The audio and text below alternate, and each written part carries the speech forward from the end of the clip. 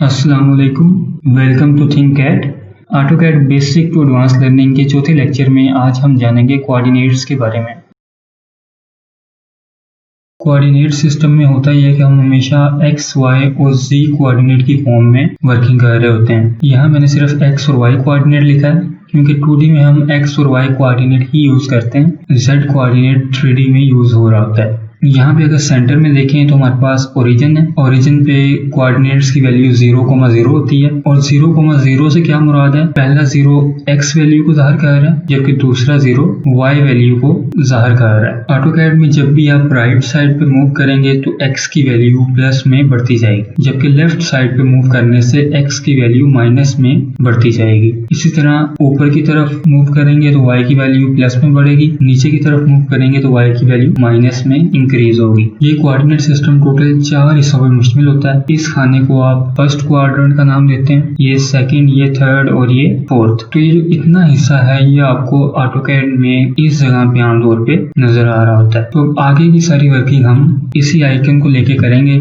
और इस आइकन के बारे में हम क्लास नंबर 1 में जान चुके हैं। इसे हम बोलते हैं UCS आइकन। मजीद अच्छे से समझने के लिए हम ऑटोकैड में अपने कर्सर के कोऑर्डिनेट्स को शो करवाते हैं। आमतौर पे स्टेटस बार में हमें हमारे कर्सर के कोऑर्डिनेट्स जाहिर हो रहे होते हैं। जो ऑटोकैड के पुराने वेरिएंट्स हैं उनमें आपको इस जगह पे कोऑर्डिनेट्स नजर आ रहे होते हैं, जबकि न्यू वेरिएंट्स में इस जगह पे आपको अपने कर्सर के कोऑर्डिनेट्स नजर आते हैं। अभी यहाँ पे हमें कोऑर्डिनेट नजर नहीं आ रहे, तो शो करवाने का तरीका क्या है, आप स्टेटस बार में कस्टमाइजेशन के बटन पे आ जाएं, इस पे क्लिक करें और सबसे पहला ऑप्शन आपको नजर आ रहा है कोऑर्डिनेट्स का, इसको ऑन कर लें। तो यहाँ पे आप देख सकते हैं मुझे इस वक्त 3 कोऑर्डिनेट नजर आ रहे हैं। पहला कोऑर्डिनेट x है, दूसरा y और तीसरा z है। हम चूंकि 2D में वर्किंग कर रहे हैं तो z कोऑर्डिनेट मुसलसल 0 ही जा रहा है। अब मैं अपने कर्सर को ओरिजिन के करीब लेके आता हूँ। आप देख सकते हैं जैसे ही कर्सर ओरिजिन के करीब आया है तो x और y की वैल्यू रफली 0 हो चुकी है। जैसे जैसे मैं कर्सर को x डायरेक्शन में मूव करूंगा तो पहला कोऑर्डिनेट बढ़ता जाएगा जबकि y कोऑर्डिनेट चेंज नहीं होगा। इसी तरह कर्सर को -x में मूव करते हैं तो आप देख सकते हैं कि x माइनस में बढ़ रहा है जबकि y और z चेंज नहीं हो रहे। अगर ऐसे समझना आपके लिए डिफिकल्ट हो रहा है तो एक और काम करते हैं, स्टेटस बार में डायनामिक इनपुट पे राइट क्लिक करें, सेटिंग्स में आ जाएं, यहाँ से पॉइंटर इनपुट की सेटिंग में आ जाएं और विजिबिलिटी के ऑप्शन को ऑलवेज पे सेट कर दें। तो इससे क्या होगा कि आपके जो कर्सर के कोऑर्डिनेट्स हैं वो कर्सर के साथ ही शो होंगे। तो चलिए दोबारा से देखते हैं। जैसे ही कर्सर ओरिजिन के करीब आया कोऑर्डिनेट्स 0 हो गए हैं। अब इस तरफ x कोऑर्डिनेट बढ़ रहा है जबकि y तकरीबन कांस्टेंट है। वापस ले आए, कर्सर को ऊपर की तरफ लेके जाते हैं तो आप देख रहे हैं कि x कोऑर्डिनेट तकरीबन कांस्टेंट है जबकि y कोऑर्डिनेट की वैल्यू में इजाफा होता जा रहा है। इसके रिवर्स करके देख लें, कर्सर को ओरिजिन से नीचे की तरफ लाएं, x की वैल्यू ऑलमोस्ट कांस्टेंट है जबकि y की वैल्यू माइनस में इंक्रीज होती जा रही है। तो इस तरीके से कोऑर्डिनेट्स जो हैं वो वर्किंग करते हैं। अगर हम अपने कर्सर को x और y के इन बिटवीन मूव करवाएं तो इससे क्या होगा कि x और y दोनों की वैल्यू तकरीबन एक जितनी मिकदार में बढ़ रही है। तो इस तरीके से कोऑर्डिनेट्स को यूज करते हुए भी आप ऑटोकैड में वर्किंग कर सकते हैं। अब लाइन की कमांड ले लेते हैं। अब हम ये चाह रहे हैं कि हमारी जो लाइन है उसका स्टार्ट पॉइंट यहाँ पे ओरिजिन के ऊपर हो। तो ओरिजिन के कोऑर्डिनेट्स आपको मालूम है, ओरिजिन पे x की वैल्यू भी 0 होती है जबकि y की वैल्यू भी 0 होती है। तो हम क्या करेंगे, सबसे पहले x कोऑर्डिनेट देना 0। अब मैं x कोऑर्डिनेट को 0 पे लॉक करके y कोऑर्डिनेट देना चाह रहा हूँ तो उसके लिए आपको कीबोर्ड पे कॉमे का बटन प्रेस करना है, कॉमा प्रेस करना है। उससे क्या होगा कि x कोऑर्डिनेट लॉक हो जाएगा और आपको y कोऑर्डिनेट एडिट करने का ऑप्शन मिल जाएगा। तो y कोऑर्डिनेट भी 0 रख देते हैं, एंटर कर दें।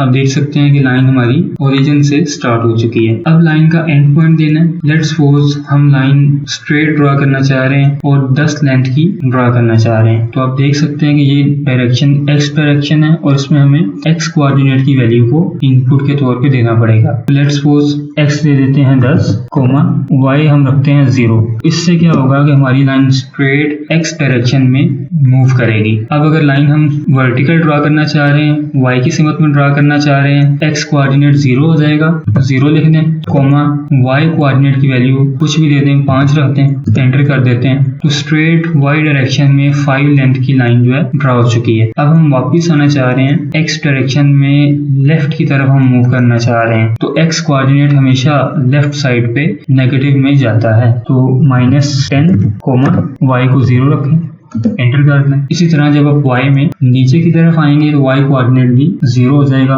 x0, y -5 और एंटर कर दें। तो इस तरीके से हमने एक रेक्टेंगल ड्रा कर ली है कोऑर्डिनेट्स को यूज करते हुए। यहाँ पे एक बात काबिल गौर है, लाइन ले लें, स्टार्ट कर लें 0,0 से। अगर आप कोऑर्डिनेट देते वक्त x और y दोनों की वैल्यू इनपुट करेंगे, मिसाल के तौर पे x10, y10 और एंटर कर दें, तो इससे क्या होगा कि हमारी लाइन स्ट्रेट ड्रा नहीं होगी बल्कि टेप पर हमारी लाइन ड्रा होगी। कोऑर्डिनेट सिस्टम की बेसिक्स हम समझ चुके हैं। अब चलते हैं एब्सोल्यूट, रिलेटिव और पोलर कोऑर्डिनेट्स की तरफ। एब्सोल्यूट कोऑर्डिनेट सिस्टम को समझने से पहले एक छोटी सी सेटिंग कर लेते हैं। डायनामिक इनपुट पे राइट क्लिक करें, सेटिंग में आ जाएं, फिर से पॉइंटर इनपुट की सेटिंग में आ जाएं और यहाँ पे आप देख सकते हैं कि हमें दो कोऑर्डिनेट सिस्टम नजर आ रहे हैं, रिलेटिव कोऑर्डिनेट सिस्टम और एब्सोल्यूट कोऑर्डिनेट सिस्टम। तो अभी हम एब्सोल्यूट को समझने जा रहे हैं, तो एब्सोल्यूट को ऑन कर लेते हैं और ओके कर देते हैं, यहाँ से भी ओके कर देते हैं। इससे ये होगा कि हम जो भी कोऑर्डिनेट ऑटोकैड में एंटर करेंगे वो एब्सोल्यूट सिस्टम में एंटर होगा। अब एब्सोल्यूट सिस्टम है क्या, आइए ये समझते हैं। तो लाइन की कमांड ले लें, एंटर, मैं कोऑर्डिनेट एंटर करता हूँ 0,0 और एंटर कर दें। आप देख सकते हैं कि लाइन ओरिजिन से स्टार्ट हो चुकी है। अब लाइन के नेक्स्ट पॉइंट की कोऑर्डिनेट हम देते हैं 50,30, एंटर करते हैं, दोबारा एंटर करते हैं। आप देख सकते हैं कि लाइन इस पॉइंट पे, पॉइंट सी पे एंड हुई है। ऐसा क्यों हुआ, क्योंकि ओरिजिन से लेकर पॉइंट सी तक जो एक्स कोऑर्डिनेट है वो 50 है, जबकि ओरिजिन से या पॉइंट ए से सी तक जो वाई कोऑर्डिनेट है वो 30 है। तो जब हमने कोऑर्डिनेट 50,30 दिए हैं तो लाइन इस पॉइंट पे आके रुक गई है, लेकिन यहाँ पे बस नहीं है। दोबारा से लाइन की कमांड लें, अब ओरिजिन की बजाय किसी और पॉइंट से लाइन स्टार्ट करते हैं। लेट्स सपोज किसी भी रैंडम पॉइंट से लाइन स्टार्ट करते हैं, जबकि लाइन का जो एंड पॉइंट है उसके कोऑर्डिनेट्स एंटर करते हैं 50,30, एंटर। आप देख सकते हैं कि लाइन का जो एंड पॉइंट है वो अभी भी सेम है।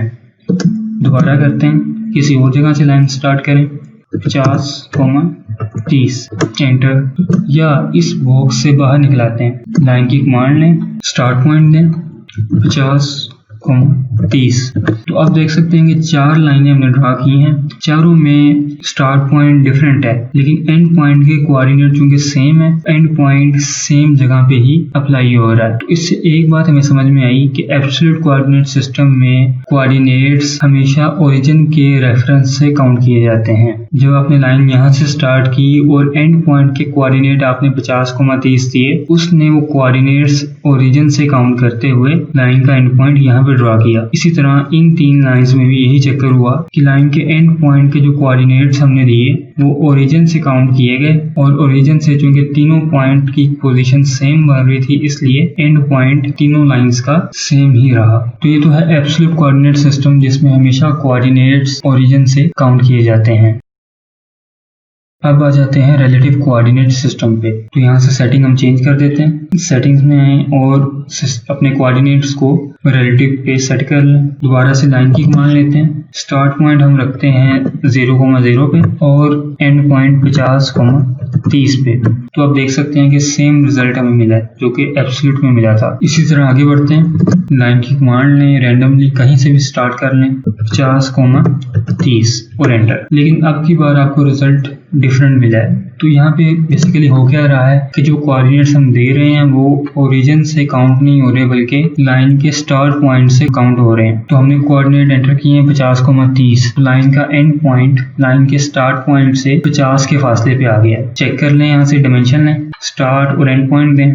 आप देख सकते हैं स्टार्ट और एंड पॉइंट में फासला 50 है। इसी तरह वाई कोऑर्डिनेट को भी चेक कर लें, स्टार्ट पॉइंट और एंड पॉइंट के दरमियान आप जो वर्टिकल डिस्टेंस है वो मालूम करें तो वो 30 आ रहा है। तो इससे हमें पता चला कि रिलेटिव कोऑर्डिनेट सिस्टम में ये होता है कि जो भी कोऑर्डिनेट्स आप देते हैं वो लास्ट पॉइंट से काउंट होते हैं, ना कि ओरिजिन से। अब इससे आगे अगर आपने कोई लाइन ड्रा करनी है तो उसके कोऑर्डिनेट इस पॉइंट से काउंट किए जाएंगे, ना कि ओरिजिन से। इसी तरह स्टेप बाय स्टेप हम कोऑर्डिनेट एंटर करते जाएंगे और आगे बढ़ते जाएंगे। तो ये है रिलेटिव कोऑर्डिनेट सिस्टम। एब्सोल्यूट और रिलेटिव कोऑर्डिनेट्स को यूज करने का एक बड़ा आसान तरीका भी है। फॉर एग्जांपल हम लाइन की कमांड ले लेते हैं, लाइन का स्टार्टिंग पॉइंट दे दें, फॉर एग्जांपल यहाँ पे।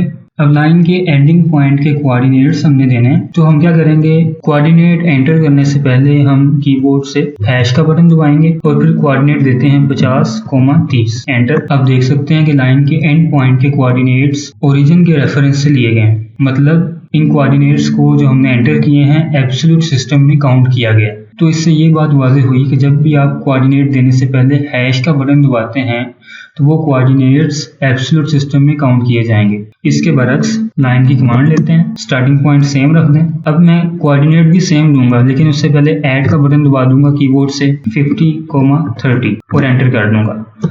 अब देख रहे हैं 2 लाइंस हैं, दोनों का स्टार्टिंग पॉइंट भी सेम है और दोनों के कोऑर्डिनेट भी हमने सेम दिए हैं। जस्ट फर्क ये है कि इस लाइन के कोऑर्डिनेट देने से पहले मैंने हैश का बटन दबाया, जबकि इस लाइन के कोऑर्डिनेट देने से पहले ऐड का बटन दबाया। तो ये लाइन रिलेटिव सिस्टम में ड्रा हुई है, जबकि ये लाइन एब्सोल्यूट सिस्टम में ड्रा हुई है। तो आपके बाय डिफॉल्ट कोऑर्डिनेट जो मर्जी हों, आप जब भी हैश का बटन यूज करेंगे कोऑर्डिनेट से पहले वो कोऑर्डिनेट एब्सोल्यूट में लगेंगे, और जब भी ऐड का बटन यूज करेंगे कोऑर्डिनेट देने से पहले तो वो कोऑर्डिनेट हमेशा रिलेटिव सिस्टम में काउंट किए जाएंगे। पोलर कोऑर्डिनेट सिस्टम में ये होता है कि हम लाइन की लेंथ देते हैं और लाइन का एंगल स्पेसिफाई करते हैं, तो तब हम पोलर कोऑर्डिनेट को यूज कर सकते हैं। मिसाल के तौर पे आप लाइन लें, स्टार्ट पॉइंट हम रखते हैं 0,0 पे। अब जो नेक्स्ट हम लाइन ड्रा करने जा रहे हैं उसकी लेंथ दे दें, फॉर एग्जांपल 10, और कीबोर्ड से लेस देन का सिंबल प्रेस करें। तो लेंथ को लॉक करके ऑटोकैड ने आपको एंगल को एडिट करने का मौका दे दिया। एंगल आप एंटर कर दें, 30 रख देते हैं और एंटर कर देते हैं। इससे क्या हुआ कि 10 लेंथ की लाइन 30 के एंगल पे ड्रा हो चुकी है। तो इस तरीके से पोलर कोऑर्डिनेट को यूज करते हुए आप किसी भी एंगल पे लाइन लगा सकते हैं।